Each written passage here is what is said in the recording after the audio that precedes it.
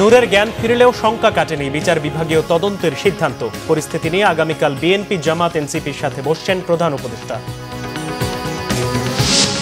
জাপার কাকরাইল অফিসে ভাঙচুর, দলটি নিষিদ্ধে 48 ঘন্টার আলটিমেটাম গণ অধিকার পরিষদের। আইনগত ব্যবস্থার আশ্বাস অ্যাটর্নি জেনারেলের। বিভক্তি নয়, অন্তর্ভুক্তিমূলক নিরাপদ দেশ চায় বিএনপি, বলেছেন তারেক রহমান। নির্বাচনে পাহাড়ি এবং সমতলের সবার সমর্থন প্রত্যাশা। একটা ভালো নির্বাচনে অনেক কিছুর সম্ভাবনা দেখছেন ডক্টর মুস্তাফিজ। ট্রাম্পের ট্যারিফ নীতি বাংলাদেশের জন্য বড় সুযোগ, বলেছেন অর্থনীতিবিদ জাহিদ। দেখছিলেন ক্রাউন সিমেন্ট সংবাদ শিরোনাম, এবার বিস্তারিত। জ্ঞান ফিরলেও নুরুল হক নূরের অবস্থা এখনো পুরোপুরি আশঙ্কামুক্ত নয়। চিকিৎসকরা জানিয়েছেন মাথা ও বুকে আঘাত পেয়েছেন নূর, নাক ভেঙে গেছে তার, খুলতে পারছেন না এক চোখ।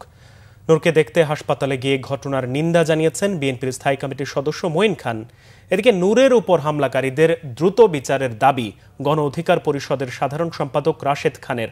নাবিল জাহাঙ্গীরের রিপোর্ট। শুক্রবার রাতে রাজধানীর কাকরাইলে জাতীয় পার্টির সাথে গণ অধিকার পরিষদের নেতাকর্মীদের সংঘর্ষ বাধে। এতে আইনশৃঙ্খলা বাহিনীর বেধড়ক মারধরের শিকার হন গণ অধিকার পরিষদের সভাপতি নুরুল হক নূর সহ বেশ কয়েকজন নেতাকর্মী। পরে আহত নূরকে ঢাকা মেডিকেল কলেজ হাসপাতালে নেওয়া হয়, চিকিৎসা দেওয়া হচ্ছে আইসিইউতে। শনিবার নুরুল হক নূরের জ্ঞান ফিরলেও চিকিৎসকরা বলছেন এখনও তিনি আশঙ্কামুক্ত নন। ওনার সাবঅ্যারাকনয়েড হিমোরেজ হচ্ছে। সাবঅ্যারাকনয়েড হিমোরেজটা হলো মাথায় আঘাতের সর্বোচ্চ চিহ্ন, সাবঅ্যারাকনয়েড হিমোরেজ, এটা ওনার হয়েছে। আজকে সকালে আমরা একটা সিটি স্ক্যান করছি, ওখানে ওই হিমোরেজটা নাই, কিন্তু that haemorrhage is replaced by fluid, এটাকে ব্রেন ইডেমা বলে। এটা আরও খারাপ জিনিস। আমরা এখন আল্লাহ করতেছি এই মাথার পানিটা যদি বেড়ে যায় ওনার এই কনশাস লেভেল কিন্তু থাকবে না, তখন আমাদের অন্য ব্যবস্থা নিতে হবে। নূরের খোঁজ নিতে এদিন হাসপাতালে যান বিএনপির স্থায়ী কমিটির সদস্য মঈন খান, স্বাস্থ্য বিষয়ক সম্পাদক ডাক্তার রফিকুল ইসলাম সহ বিভিন্ন দলের নেতাকর্মীরা। এখানে শান্তিপূর্ণ নিয়মতান্ত্রিক রাজনীতিতে প্রত্যেকের মতামত প্রকাশের স্বাধীনতা থাকবে। এখানে কারোকে গায়ের জোরে তার মুখ বন্ধ করা যাবে না। সে যেভাবে মারাত্মকভাবে আহত হয়েছে সেটি হয়তো আরও খারাপ দিকেও টার্ন নিতে পারত, কিন্তু তার এই আহত হওয়াটা এবং এজ এ জুলাই যোদ্ধা হিসেবে আমি অত্যন্ত দুঃখ ভারাক্রান্ত হৃদয়ে বলতে চাই যে এই ধরনের ঘটনা যে বা যারা ঘটিয়েছেন তাদেরকে অবশ্যই বিচারের আওতাধীন আসা উচিত। তারা তাদের অফিসের সামনে একটা প্রেস ব্রিফিংয়ের অপেক্ষা করছিল, সেইখানে এসে কিভাবে পুলিশ এবং যৌথবাহিনী এভাবে ধরনের হামলা করলো এবং সেই হামলার উদ্দেশ্য কী কিংবা কারা এই হামলার পেছনে দায়ী সেটা অবিলম্বে তদন্ত করা দরকার। হামলাকারীদের পরিচয় আড়াল করা হচ্ছে বলে দাবি করেন গণ অধিকার পরিষদের সাধারণ সম্পাদক রাশেদ খান। হামলার জন্য সরাসরি সেনাবাহিনীকে দায়ী করেন তিনি। সেনাপ্রধানের উদ্দেশ্যে বলতে চাই, যদি আপনি এই ঘটনার দায় না নিতে চান তাহলে আপনাকে অবশ্যই তদন্ত সাপেক্ষে সেনাবাহিনীর যারা নুরুল হক নূরকে রক্তাক্ত করেছে, যারা আমাদের নেতাকর্মীদেরকে রক্তাক্ত করেছে, তাদের বিরুদ্ধে উপযুক্ত ব্যবস্থা গ্রহণ করতে হবে। নূরের ওপর হামলা গভীর ষড়যন্ত্র বলে মনে করেন গণ অধিকার পরিষদের এই নেতা। নাবিল জাহাঙ্গীর, বাংলা ভিশন, ঢাকা। এদিকে গণ অধিকার পরিষদের সভাপতি নুরুল হক নূরের ওপর হামলার তীব্র নিন্দা জানিয়েছেন বিএনপির ভারপ্রাপ্ত চেয়ারম্যান তারেক রহমান। শনিবার ভোরে সামাজিক যোগাযোগ মাধ্যমে দেয়া এক পোস্টে তিনি এই নিন্দা জানান। তারেক রহমান লেখেন, অত্যন্ত সংবেদনশীল গণতান্ত্রিক রূপান্তরের সময় অতিক্রম করছে বাংলাদেশ, যার প্রথম ধাপ হচ্ছে একটি জাতীয় নির্বাচন। অস্থিতিশীল পরিস্থিতির বিস্তার ঠেকাতে সম্মিলিতভাবে চেষ্টা অব্যাহত রাখার কথা বলেন তারেক রহমান। গণতন্ত্রের পথে অগ্রযাত্রা চলমান রাখতে সবাইকে ঐক্যবদ্ধ থাকার আহ্বানও জানান তিনি। একই সাথে গণতন্ত্রপন্থী সব অংশীজনদের সংযম ও সহনশীলতা প্রদর্শনের কথাও বলেন তিনি। সন্ত্রাস, জনরোষ এবং অস্থিরতার বেড়াজাল থেকে দেশকে মুক্ত করার কথাও জানান বিএনপির ভারপ্রাপ্ত চেয়ারম্যান। গণ অধিকার পরিষদের সভাপতি ডাকসুর সাবেক ভিপি নুরুল হক নূরের ওপর হামলার ঘটনায় বিচার বিভাগীয় তদন্তের কথা জানিয়েছেন প্রধান উপদেষ্টা ডক্টর মোহাম্মদ ইউনূস। উদ্ভূত পরিস্থিতিতে প্রধান রাজনৈতিক দলগুলোর সাথে কাল আলোচনায় বসবেন প্রধান উপদেষ্টা। হামলায় জাতীয় পার্টির সম্পৃক্ততার বিষয়টিও খতিয়ে দেখবে তদন্ত কমিটি। তবে জাতীয় পার্টিকে নিষিদ্ধের দাবির বিষয়ে কোনো সিদ্ধান্ত হয়নি। যমুনায় প্রধান উপদেষ্টার সভাপতিত্বে অনুষ্ঠিত বৈঠকে এসব সিদ্ধান্ত হয় বলে ব্রিফিংয়ে জানান প্রধান উপদেষ্টার প্রেস সচিব। রকুনুজ্জামানের রিপোর্ট। গণ অধিকার পরিষদের শীর্ষ নেতা নুরুল হক নুরুর উপর রাষ্ট্রীয় বাহিনীর এমন হামলার ঘটনা নিয়ে শনিবার রাষ্ট্রীয় অতিথি ভবন যমুনায় প্রধান উপদেষ্টার সভাপতিত্বে একটি জরুরি বৈঠক অনুষ্ঠিত হয়। বৈঠক শেষে প্রধান উপদেষ্টার বাসভবন যমুনার সামনে ব্রিফিং করেন প্রধান উপদেষ্টার প্রেস সচিব শফিকুল আলম। জানান, ঘটনার বিচার বিভাগীয় তদন্তের সিদ্ধান্ত নিয়েছে সরকার। এই ঘটনার উপরে একটি জুডিশিয়াল তদন্তের সিদ্ধান্ত হয়েছে। এই তদন্ত ইম্পার্শিয়াল জুডিশিয়াল তদন্তটা করবেন হচ্ছে একজন হাইকোর্টের জাস্টিসের নেতৃত্বে এই তদন্ত হবে। কালকের ঘটনায় জাতীয় পার্টির কোনো রোল ছিল কিনা সেটা এই তদন্ত কমিটি খতিয়ে দেখবে। এছাড়া উদ্ভূত পরিস্থিতিতে গুরুত্বপূর্ণ রাজনৈতিক দলগুলোর সাথে রবিবার আলোচনায় বসবেন প্রধান উপদেষ্টা। আগামীকাল কিছু পার্টির সাথে, রাজনৈতিক দলের সাথে আমাদের চিফ অ্যাডভাইজার বসবেন। 3টার সময় বিএনপির সাথে বর্তমান পরিস্থিতি এবং ইলেকশন নিয়ে আলাপ আলোচনা হবে। আগামীকাল 3টার সময় বিএনপির সাথে মিটিং আছে, 4:30টায় জামাত এবং সন্ধ্যা 6টায় এনসিপি। এটা স্ট্রংলি আমরা বলছি, ইলেকশন ফেব্রুয়ারির প্রথমার্ধে হবে। এই কোনো শক্তি না এটা করতে হবে। এর আগে নুরুল হক নুরুর সাথে মোবাইলে কথাও বলেন প্রধান উপদেষ্টা প্রফেসর মোহাম্মদ ইউনুস। রকুনুজ্জামান, বাংলা ভিশন, ঢাকা। জাতীয় পার্টির কেন্দ্রীয় কার্যালয়ে হামলা, ভাঙচুর ও অগ্নিসংযোগ করা হয়েছে। সন্ধ্যা 6:15টার দিকে এই ঘটনা শুরু হয়। গণ অধিকার পরিষদ সহ বেশ কয়েকটি দলের নেতা কর্মীরা এ হামলা চালাচ্ছে বলে অভিযোগ উঠেছে। দর্শক, সেখানে আছেন সিনিয়র রিপোর্টার ফরুক বাবু, যুক্ত হব তার সাথে। বাবু, জাতীয় পার্টির কেন্দ্রীয় কার্যালয়ে ভাঙচুরের ঘটনা ঘটেছে, এখন কি অবস্থা দেখছেন জানাবেন।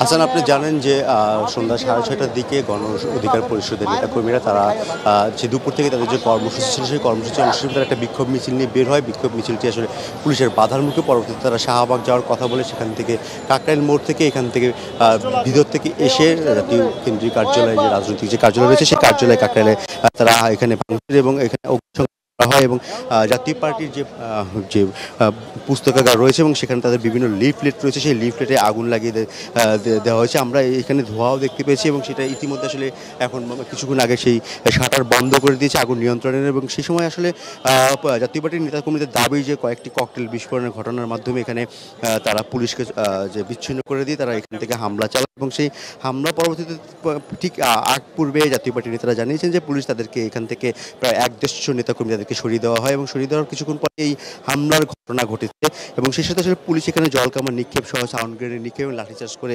পরবর্তীতে যে গণ অধিকার পরিষদের নেতাকর্মীদেরকে সরিয়ে দিয়েছে এবং গণ অধিকার পরিষদের নেতাকর্মীরা আসলে তারা বিকেলে বিভিন্ন কর্মসূচির মাধ্যমে গণমাধ্যম কর্মীদেরকে জানিয়েছে যে তারা জাতীয় পার্টির যে কার্যক্রম তারা 48 ঘন্টার মধ্যে নিশ্চিত। পাশাপাশি তারা গতকাল তাদের যে পার্টির সভাপতি নুরুল হক নুরুর উপরে যে হামলা হয়েছে সেই হামলার ঘটনায় স্বরাষ্ট্র উপদেষ্টার পদত্যাগও দাবি করেছে ইতিমধ্যে এবং সেই কর্মসূচি এবং এই ঘটনা আসলে যে প্রধান উপদেষ্টা তিনি হচ্ছে জানিয়েছেন যে সুষ্ঠু তদন্তের বিষয়ে তারা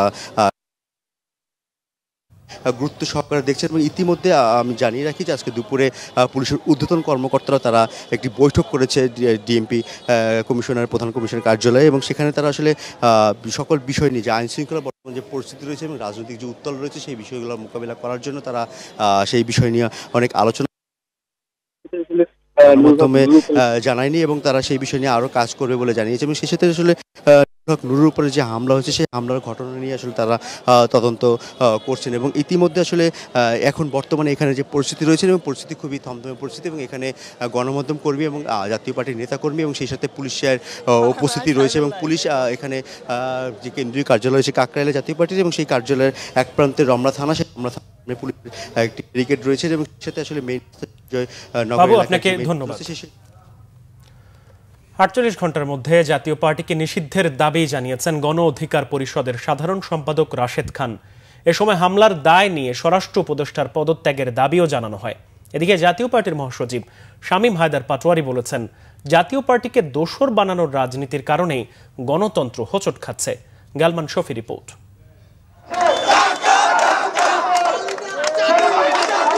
গণ অধিকার পরিষদের সভাপতি নুরুল হক নূর সহ নেতাদের উপর হামলার প্রতিবাদে শনিবার রাজধানীর বিজয়নগরে সমাবেশ ও বিক্ষোভ মিছিল করে গণ অধিকার পরিষদ। সমাবেশে দলের সাধারণ সম্পাদক রাশিদ খান ফেসিবাদ বিরোধী শক্তিগুলোকে জাতীয় ঐক্য গড়ে তোলার আহ্বান জানান। এই ফেসিবাদকে প্রতিহত করা, হাসিনাকে যেভাবে দিল্লি পাঠানো হয়েছে ঠিক একইভাবে হাসিনার ফেসিবাদকে দিল্লি আমাদেরকে পাঠাতে হবে। আর সেজন্য দরকার একতা। আমরা এই ফেসিবাদ বিরোধী শক্তিকে এক এবং ঐক্যবদ্ধ থাকার আহ্বান জানাচ্ছি। এদিকে বিকেলে কাকরাইলে জাতীয় পার্টির কেন্দ্রীয় কার্যালয়ে এক সংবাদ সম্মেলনে মহাসচিব শামীম হায়দার পাটোয়ারি বলেন, নুরুল হক নুরু আহত হওয়ার ঘটনায় জাতীয় পার্টি কষ্ট ও দুঃখ পেয়েছে। সরকার সুষ্ঠু নির্বাচন করতে পারবে কিনা তা নিয়ে সন্দিহান তিনি। সেনাবাহিনী এসে আমাদেরকে বলে 5 মিনিটের মধ্যেই আপনারা পার্টি অফিসের ভিতরে ঢুকে যান। আমরা বলি আমাদের অফিসে আগুন দিলে কি হবে? সেনাবাহিনী বলে আমরা সেটা দেখব। আমাদের কোনো পার্টি অফিসের বাইরে কোনো লোক ছিল না। সেনাবাহিনী তাদেরকে বোঝার চেষ্টা করে, 10 মিনিট সময় দেয়, মাইকিং করে, বারবার চেষ্টা করে। এক পর্যায়ে আমরা দেখতে পারি, শুনতে পারি তারা সেনাবাহিনীর উপর চড়াও হয়ে সেনাবাহিনীরও কিছু সদস্যকে আঘাতপ্রাপ্ত করে। ইউনিফর্ম পরা পুলিশ এবং ইউনিফর্ম পরা সেনা সদস্যকে এভাবে আঘাত করা রাষ্ট্রদ্রোহিতার শামিল, রাষ্ট্রের মূল কাঠামোয় চির ধরার শামিল। পরবর্তীতে সেনাবাহিনী একটা পর্যায়ে ডিসব্যান্ডেল করার জন্য যৌথ বাহিনী সেখানে লাঠিচার্জ করে। আমরা পরে জানতে পেরেছি সেই লাঠিচার্জে নুরু অত্যন্ত আহত হয়েছেন। আমরা খুব দুঃখ পেয়েছি, কষ্ট পেয়েছি। বিকেলে পার্টির কার্যালয়ে পূর্ব ঘোষিত কর্মসূচিতে চেয়ারম্যান জিএম কাদেরের উপস্থিত থাকার কথা থাকলেও নিরাপত্তার কারণে তিনি আসেননি। গেলমান শফি, বাংলা ভিশন, ঢাকা। জাতীয় পার্টি নিষিদ্ধের দাবির বিষয়ে যাচাই বাছাই করে আইনগত পদক্ষেপ নেওয়া হবে জানিয়েছেন অ্যাটর্নি জেনারেল মোহাম্মদ আসাদুজ্জামান। দুপুরে ঝিনাইদহে জাতীয় বিশ্ববিদ্যালয়ের আঞ্চলিক কার্যালয় উদ্বোধন শেষে তিনি কথা বলেন। অ্যাটর্নি জেনারেল বলেন, জাতীয় পার্টি 1982 সাল থেকে 90 সাল পর্যন্ত মানুষের রক্তের সাথে বেইমানি করেছে। এছাড়া জুলাই বিপ্লবে আওয়ামী লীগকে সহযোগিতা করে তারা পুরনো ইতিহাস উন্মোচন করেছে। গণ অধিকার পরিষদের সভাপতি নুরুল হক নূরের ওপর হামলা সুগভীর ষড়যন্ত্র ও চক্রান্তের একটি অংশ বলেও মনে করেন অ্যাটর্নি জেনারেল।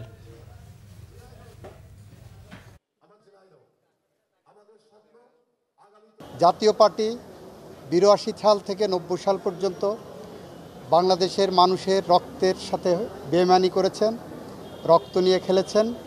জাতীয় পার্টি জুলাই বিপ্লবে আওয়ামী লীগের সহযোগিতা করে তাদের পুরনো সেই ইতিহাস উন্মোচন করেছেন। আইনি কী পদক্ষেপ নেওয়া সম্ভব সব দিক যাচাই বাছাই করছেন। নূরের উপর হামলা বিচ্ছিন্ন কোনো ঘটনা নয়, এটা সুগভীর চক্রান্ত এবং ষড়যন্ত্রের একটি অংশ। বিএনপির ভারপ্রাপ্ত চেয়ারম্যান তারেক রহমান বলেছেন, অন্তর্ভুক্তিমূলক নিরাপদ বাংলাদেশ গড়তে বিএনপি বদ্ধপরিকর। সবার জন্য নিরাপদ বাংলাদেশ প্রতিষ্ঠার জন্য আসন্ন সংসদ নির্বাচনে পাহাড়ি এবং সমতলে বাস করা প্রতিটি ক্ষুদ্র জাতিগোষ্ঠীর সক্রিয় সমর্থন এবং সহযোগিতা কামনা করেন তারেক রহমান। বাংলাদেশ জাতীয়তাবাদী ক্ষুদ্র জাতিগোষ্ঠী দলের প্রথম জাতীয় প্রতিনিধি সমাবেশে প্রধান অতিথির বক্তব্যে তিনি এসব কথা বলেন। ময়মনসিংহ প্রতিনিধি অমিত রায়কে নিয়ে আহমেদ সরোয়ারের রিপোর্ট। বাংলাদেশ জাতীয়তাবাদী ক্ষুদ্র জাতিগোষ্ঠী দলের প্রথম জাতীয় প্রতিনিধি সমাবেশ উপলক্ষে ময়মনসিংহ টাউন হলে এক সমাবেশের আয়োজন করা হয়। জাতীয় সঙ্গীত এবং আদিবাসী নৃত্য পরিবেশনের মধ্য দিয়ে শুরু হয় সমাবেশের আনুষ্ঠানিকতা।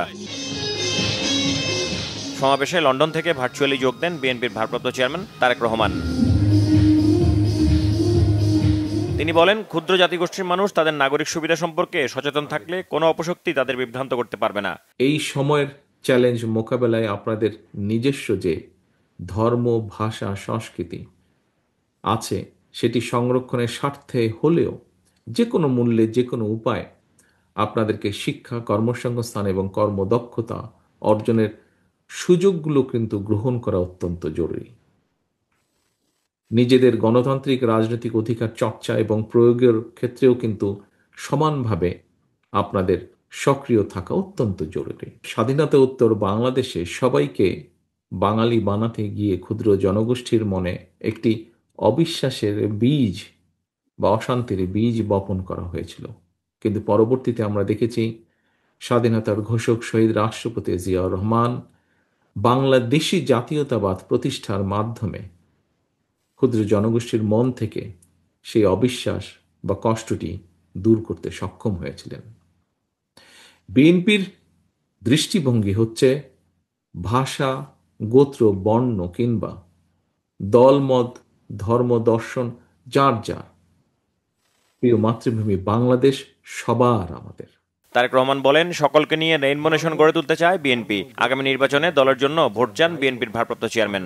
বিএনপি বিশ্বাস করে বাংলাদেশ শুধু বাঙালির নয়, ভিন্ন ভাষাভাষী ক্ষুদ্র জনগোষ্ঠী বৈধভাবে বাংলাদেশে বসবাসকারী এই বাংলাদেশ সবার। বহু জাতি, বহু ভাষিক এই বাংলাদেশে আপনারা প্রত্যেকটি ক্ষুদ্র জনগোষ্ঠী এক একটি রং, যাকে আমরা বলেছি রেইনবো নেশন। বৈচিত্র্যের মধ্যেই ঐক্য প্রতিষ্ঠা রাখাই আমাদের মূল লক্ষ্য বা আমাদের লক্ষ্য, এবং সেই লক্ষ্যেই বাঙালি, অবাঙালি তথা সকল জাতিগোষ্ঠী নিয়ে বাংলাদেশি নাগরিকগণ মিলেমিশে একটি অন্তর্ভুক্তিমূলক রাষ্ট্র ও সমাজ, একটি অন্তর্ভুক্তিমূলক নিরাপদ বাংলাদেশ গড়তে আমরা বদ্ধপরিকর।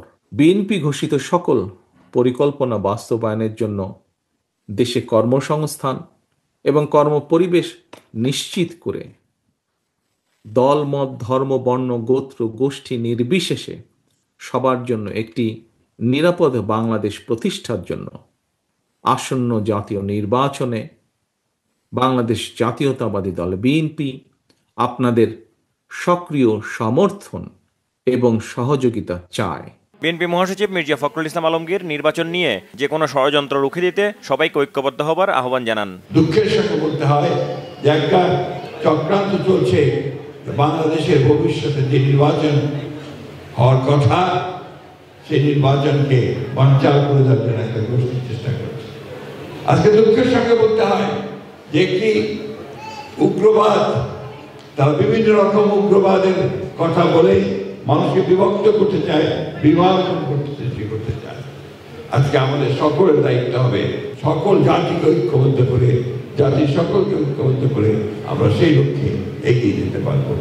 সমাবেশে বিএনপির ভারপ্রাপ্ত চেয়ারম্যানের পক্ষ থেকে ক্ষুদ্র জাতিগোষ্ঠীর নারীদের মাঝে সেলাই মেশিন তুলে দেন বিএনপি মহাসচিব। আহমেদ সরওয়ার, বাংলা ভিশন, ঢাকা। বিএনপির স্থায়ী কমিটির সদস্য অবসরপ্রাপ্ত মেজর হাফিজ উদ্দিন আহমেদ বলেছেন, গত 1 বছর দেশের মানুষ শুধু সংস্কারের কথা শুনছে, কিন্তু কোনো সংস্কার দেখতে পায়নি। সংস্কারের জন্য রাজনৈতিক সরকার দরকার বলেও মনে করেন তিনি। এদিকে দলটির স্থায়ী কমিটির আরেক সদস্য ডক্টর আব্দুল মঈন খান বলেছেন, বিএনপিকে কালার করে নির্বাচন পিছিয়ে দেওয়ার ষড়যন্ত্র চলছে। মহিবুল্লাহ মুহিবের রিপোর্টে বিস্তারিত। জাতীয় প্রেস ক্লাবে ভারত বাংলাদেশের যৌথ নদী কমিশন এবং ন্যায্য পানির হিস্সা নিয়ে এক গোলটেবিল অনুষ্ঠিত হয়। অনুষ্ঠানে প্রধান অতিথির বক্তব্যে বিএনপি স্থায়ী কমিটির সদস্য সাবেক পানি সম্পদ মন্ত্রী অবসরপ্রাপ্ত মেজর হাফিজ উদ্দিন আহমেদ বলেছেন, ভারত বাংলাদেশের যৌথ নদী কমিশনের বছরে 4টি সভা হওয়ার কথা থাকলেও ভারত তা করতে চায় না। অন্তর্বর্তী সরকারের সংস্কারে ধীরগতি নিয়ে সমালোচনাও করেন তিনি। বাংলাদেশে একটি অন্তর্বর্তীকালীন সরকার 1 বছর পার করেছে, আমি তো একটা সংস্কারও দেখিনি। এখন রোজ সংস্কার সংস্কার সংস্কার, টেলিভিশন খুললেই সংস্কার।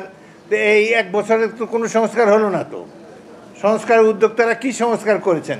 তারা বলেছেন 53 বছর তো রাজনৈতিক দল ক্ষমতায় ছিল, তারা কিছুই করতে পারে নাই। গুড, কিছুই করতে পারে নাই। আপনারা তো 1 বছর ছিলেন, কোনো একটা সংস্কার তো শুরুই করতে পারেন নাই, কেবল আলাপ আলোচনা আলাপ আলোচনা। এতে প্রমাণিত হয়, ভালো হোক মন্দ হোক, জনগণের নির্বাচিত সরকারই পারে একমাত্র জনগণের সমস্যার সমাধান করতে। এদিকে রাজধানীর গুলশানে একটি বইয়ের প্রকাশনা অনুষ্ঠানে বিএনপির স্থায়ী কমিটির সদস্য ডক্টর আব্দুল মঈন খান বলেছেন, যারা বিএনপিকে আওয়ামী লীগের সাথে তুলনা করছে তারা দেশের গণতন্ত্র চায় না। গ্রামে গঞ্জে বিএনপির নেতা কর্মী যারা, তারা রাতে বাসায় ঘুমাতে পারেনি। আমার নির্বাচনী এলাকার কথা বলছি, আমার নেতা কর্মীরা তারা ধান খেতে গিয়ে রাত কাটিয়েছে। বিএনপিকে আওয়ামী লীগের বিরুদ্ধে লক্ষাধিক মামলা দিয়েছিল, অথবা তাদের প্রায় 50 লক্ষ নেতাকর্মীর বিরুদ্ধে কোনো মিথ্যা মামলা দিয়েছিল? দেয়তো নি। তাহলে কিভাবে বিএনপি আওয়ামী লীগ মুদ্রার পিঠ ও পিঠ হলো? আজকে এই কথাগুলো শুনছি বিগত 2024 সালের 5ই আগস্টের পরে, এই যে আজকে সরকার যারা করেছেন অথবা সরকারের সঙ্গে যারা রয়েছেন, আমি কারো নাম করতে চাই না, তারা যে অভিযোগগুলি আনছেন বা মিথ্যা ফানুস যারা উড়াচ্ছেন এবং যারা এই কারণে এই দেশকে গণতন্ত্রায়নের প্রক্রিয়া বিলম্বিত করছে। অন্যদিকে জাতীয় প্রেস ক্লাবে অপর এক আলোচনা অনুষ্ঠানে অংশ নিয়ে বিএনপির স্থায়ী কমিটির সদস্য বেগম সেলিমা রহমান বলেছেন, বিএনপির বিরুদ্ধে চক্রান্ত শুরু হয়েছে, জনগণের অধিকার আদায়ে নির্বাচনের বিকল্প নেই। আজকে কয়েকটি রাজনৈতিক দল আবার চেষ্টা করছে নির্বাচনকে বানচাল করা। আমাদের মনে হয় আমরা স্বৈর সরকারের সেই দুঃশাসনের পদধ্বনি, সেই ক্ষমতালোভী পাওয়ার, নির্বাচন বন্ধ করে কিভাবে বাংলাদেশে মানুষের উপর আধিপত্য রাখা যায় সেই চেষ্টা আবারও চলছে। কিন্তু বাংলাদেশের জনগণ আমরা জানি এটা হতে দেবে না। নির্বাচন নিয়ে কোনো ষড়যন্ত্র বাস্তবায়ন হতে দেয়া হবে না বলেও মন্তব্য করেন বিএনপি নেতারা। মুহিবুল্লাহ মুহিব, বাংলা ভিশন, ঢাকা। বিএনপি স্থায়ী কমিটির সদস্য সালাউদ্দিন আহমেদ বলেছেন, ফেব্রুয়ারিতে সংসদ নির্বাচন, আল্লাহ ছাড়া কেউ রুখতে পারবে না। নির্বাচন পাহারা দেবে জনগণ। নেত্রকোনায় মোক্তারপাড়া মাঠে জেলা বিএনপির সম্মেলনে তিনি এসব কথা বলেন। সালাউদ্দিন আহমেদ বলেন, পিআর পদ্ধতি না হলে নির্বাচন হবে না বলে যারা ঘোষণা দিচ্ছেন তারা ভিন্ন উদ্দেশ্যে এসব কথা বলছেন। যারা নির্বাচনে বাধাগ্রস্ত করতে চায় তারা নানা বাহানা ও ঠুনকো বিষয়ে বিভ্রান্তি করছে বলে জানান বিএনপির স্থায়ী কমিটির এই সদস্য।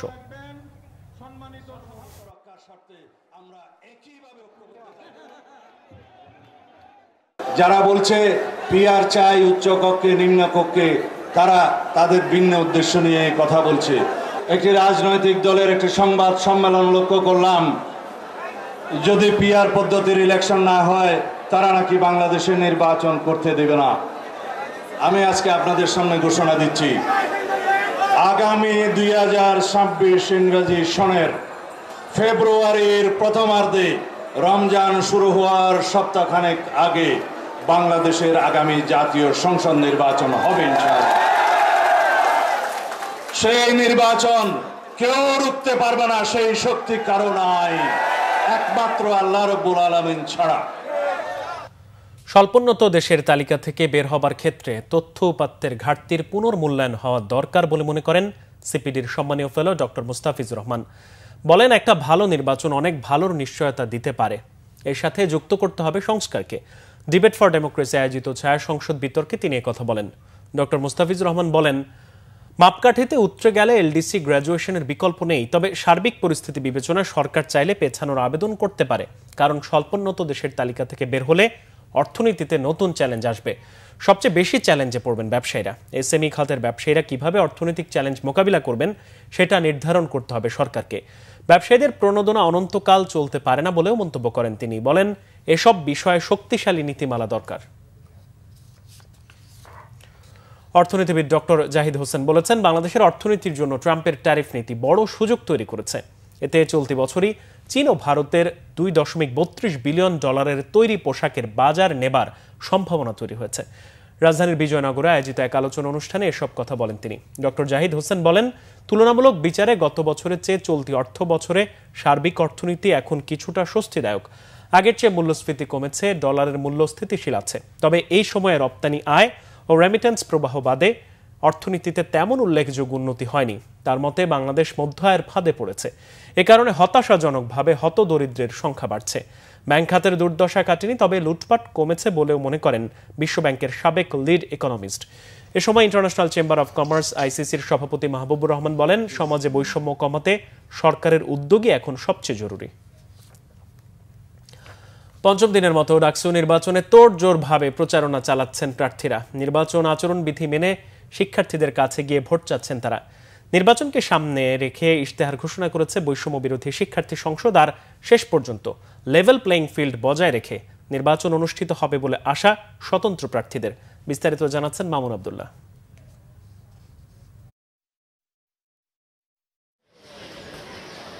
ঢাকা বিশ্ববিদ্যালয়ের প্রায় প্রতিটি প্রাঙ্গণেই উত্তাপ ছড়াচ্ছে ডাকসু নির্বাচন। পছন্দের প্রার্থী নিয়ে সচেতন দেশের সর্বোচ্চ বিদ্যাপীঠের শিক্ষার্থীরাও বলছেন, যারাই শিক্ষার্থী বান্ধব পরিবেশ তৈরিতে কাজ করবে তাদেরই দেওয়া হবে ভোট। এর আগে ডাকসু নির্বাচনগুলোতে দেখছিলাম অনেক লেজুভিত্তিক রাজনীতির একটা বড় একটা ছিল। তো আমি এবার চাবো যে যারা দলীয় রাজনীতির বাইরে থেকে একটু ভালো শিক্ষার্থীদের জন্য কাজ করবে এরকম কাউকে আমি চাই।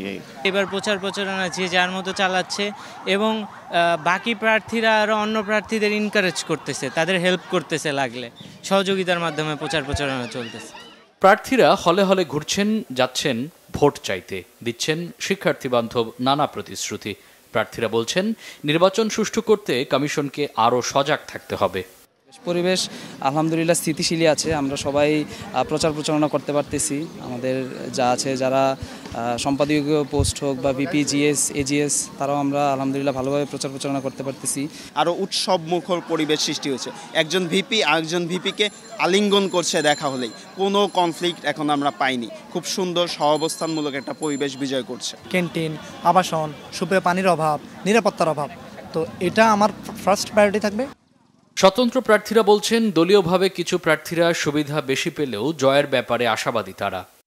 যে আমি আমার হলে প্রকাশ্য এবং অপ্রকাশ্য রাজনীতির স্ট্রাকচারটা কী হবে সেটা সিনিয়র সিন্ডিকেট ঢাকা ইউনিভার্সিটি যেটা ডিসাইড করবে। প্রয়োজন আমি আমার হলে পোলের মাধ্যমে, ভোটের মাধ্যমে নিয়ে তারা রাজনীতি চায় কি চায় না বা কোন ফর্মেটে চায়, সকলের সাথে, সকল পক্ষের সাথে সৌহার্দ্যপূর্ণ আলোচনার মাধ্যমে একটা সমাধানে পৌঁছা। যৌন নিপীড়ন বিরোধী যেই সেলটা আছে সেইটা কার্যকর না, সেটা কার্যকর করে কিভাবে আরও বেশি অ্যাক্টিভ করা যায় সেটাতে কাজ করব। এদিন জগন্নাথ হলে প্রচারণা চালান ছাত্রদল সমর্থিত প্যানেলের ভিপি প্রার্থী আবিদুল ইসলাম খান। সেনাবাহিনীর কথাটা যখন আসতেছে তখন ধরা যাচ্ছে যে বিশ্ববিদ্যালয় প্রশাসন এবং রাষ্ট্রের যে অন্যান্য যে প্রশাসনগুলো সেগুলো শক্তিশালী নয়, যার কারণে সেনা সহায়তা হয়তো বা নিতে হতে পারে। তো এই জিনিসটা আসলে পজিটিভলি কেউ নিচ্ছে না সাধারণ শিক্ষার্থীরা আর কি। তখন বিশ্ববিদ্যালয় এবং নির্বাচন কমিশন সেটাকে আরও ভালোভাবে বিবেচনায় নেবে আশা রাখি আর কি। এদিন ইশতেহার ঘোষণা করে বাংলাদেশ গণতান্ত্রিক ছাত্র সংসদ সমর্থিত প্যানেল বৈষম্য বিরোধী শিক্ষার্থী সংসদ। ঢাকা বিশ্ববিদ্যালয়কে কেউ বানিয়েছে ক্যান্টনমেন্ট, কেউ বানিয়েছে কনসেন্ট্রেশন ক্যাম্প, জুলুম নির্যাতনের ঘাঁটি বানানো হয়েছে এই ঢাকা বিশ্ববিদ্যালয়কে, বাংলাদেশের আপামর জনগণের এই ঢাকা বিশ্ববিদ্যালয়কে। শিক্ষার্থীদের গণতান্ত্রিক অধিকার নিশ্চিত করতে চাই আমরা এই ডাকসুর মধ্য দিয়ে। যারা ক্ষমতাসীনদের চোখে চোখ রেখে কথা বলতে দ্বিধা করবে না, যারা শিক্ষার্থীদের স্বাধীনতা, মর্যাদা ও অধিকার সমুন্নত রাখবে, বিশ্ববিদ্যালয় ও রাষ্ট্রের বৈষম্য, স্বৈরতন্ত্রকে তারা বরদাস্ত করবে না। আগামী 9 সেপ্টেম্বর হবে ডাকসু নির্বাচন। মামুন আব্দুল্লাহ, বাংলা ভিশন, ঢাকা। রোহিঙ্গা সমস্যার বিষয়টি এখন আর বাংলাদেশের বাইরে খুব বেশি মানুষ জানে না বলে দাবি করেছেন আন্তর্জাতিক কূটনীতি ও পররাষ্ট্র বিষয়ক মার্কিন বিশ্লেষক মাইকেল কুগলম্যান। বিষয় এখন রোহিঙ্গা নয়, গাজা, ইউক্রেন সহ অন্যান্য সমস্যা নিয়ে ব্যস্ত বলে মন্তব্য তার। জাতিসংঘ নয়, দ্বিপক্ষীয় এবং প্রতিবেশীদের সাথে কার্যকর কূটনীতির মাধ্যমে এই সংকট সমাধানের পরামর্শ বিশ্লেষকদের।